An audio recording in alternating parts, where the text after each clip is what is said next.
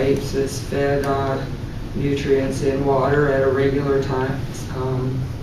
Usually a timer on a little pump, so the plants never dry out and they're constantly fed nutrients.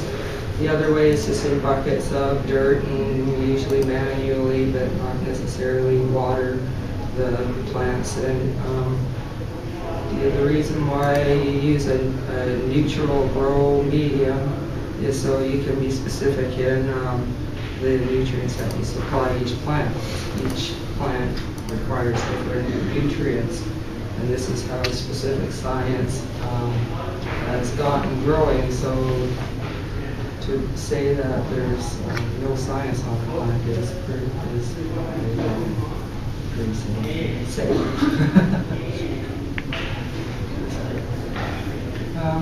We were talking about grow ops, and this is an example of a bad wiring job. This is the reason why grow ops aren't particularly welcomed in society. There is very safe ways to set up your grow op, and the safest and easiest way is to have a dryer extension. It has extra heavy duty wiring than the rest of your house does. And you take your wiring and make a whole nother panel box with separate switches on it for each of your ballasts. These up here are your ballasts. And you need a ballast for each of your light, which is using a lot of electricity. What does a ballast do? It regulates the amount of electricity that feeds the lights. Talking about ballasts are 9.5 in ampages. Your usual amp plug is 15. That's what she's meaning by having a power board. It's 15 amps. If you plug in 2 lights, that'll be 19 ampages. So you cause yourself a fire. And yeah, this is a good way to start a fire. I don't see very much ventilation on them. The plants need a lot of ventilation, but the ballasts produce quite a bit of heat themselves too, and they need ventilation also. So if you should always make sure you wire in your own separate power box, because that's one of the first things they look for, and if it's done safely, they're at least not going to freak out too bad. This is a little indoor closet hydroponics self-contained unit. You have your grow medium in here, and your light up above. These are doors that will shut on it, and another light down below here for your clones starting. It's a very nice little setup. How many plants could you grow in that? If you're growing, let's see, if you're growing like Dutch tree or something, maybe it's a dozen. Yeah, because they don't grow very high. They only grow about a foot high, but you can get like all the ounce off each plant. There are some other systems where they have the plants kind of on a wheel in the center, and yeah, it's quite strange. The wheel. But Omega Omega Grow? I think several dozen plants can actually go on one of those systems, and I believe a certain amount of the mountain jam that we get grown in our club is actually grown in one of these self-contained box units. My buddy has a 98 unit. Popular way to grow in the United States. 98 you just units. gotta unplug it and move it. And like, it's just this box in the And they basement. stackable ones too, eh? Yeah. Where you get warehouses, you can stack them up instead of going along. Yeah.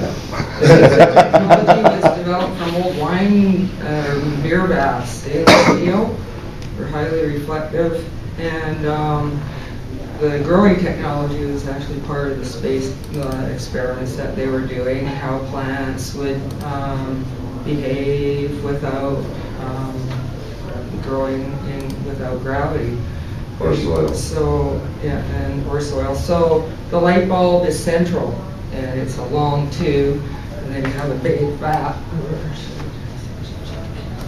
You have a big vat like that. Your light bulb is in the middle at the back, down at the bottom here is your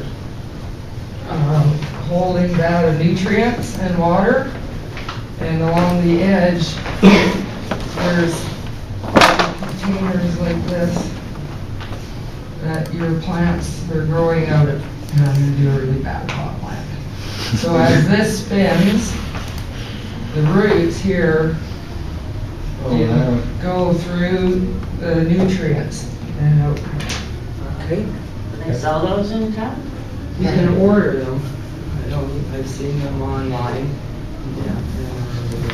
There's one too I've seen where they're growing, they got the plants growing in tubes, and the tubes just have the roots, and they spray them with water and nutrients. And Yeah, that's aeroponics. And that's, just like we're seeing like this. Yeah, and there's many different forms of growing, and we don't really have time to get into them all today. We're just going to sort of briefly touch on things here. However we do. You got 15 minutes. Okay. And look how many pictures there are.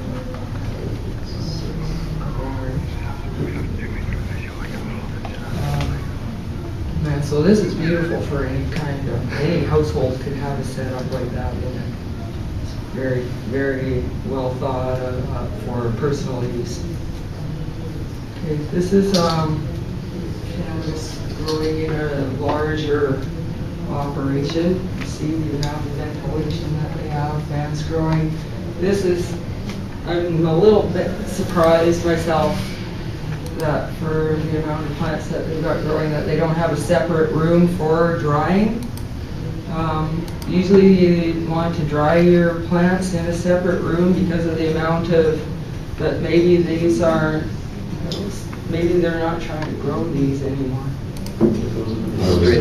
They've been, so they're probably not watering anymore, but you still wouldn't want that amount of green vegetation and the moisture that's still going to be in there in your room while you're trying to dry at the same time. You really want it in the driest possible conditions, and that's where you'd want to use a dehydrator probably for most places, because buds that dense as well, they are really susceptible to molding, so you want to dry it as fast as possible.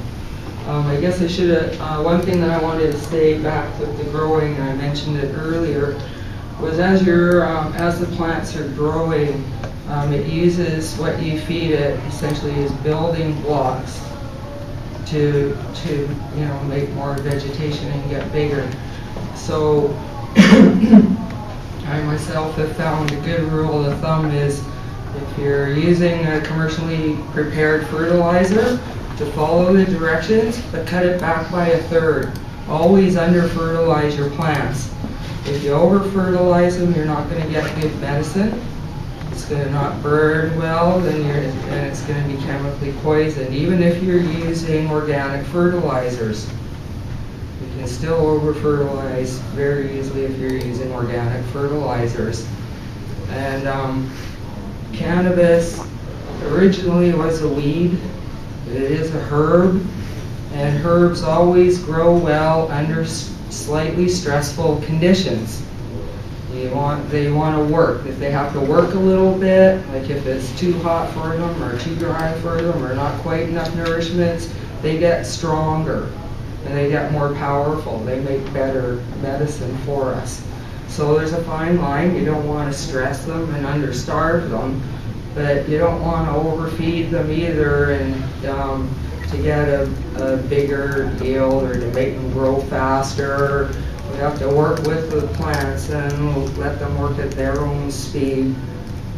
We can help them along, but we don't want to push them, because you won't end up with as good as medicine as you could, and it doesn't matter how much you flush them in the end, you're not going to be able to flush all of the excess residue out. So it's better to underfeed them to start. I can't stress that enough because I'm chemically sensitive. That's why I had to grow so much of my own medicine, because it's the one time that I know of that cannabis can make people sick unless they have an actual allergy. So this is a really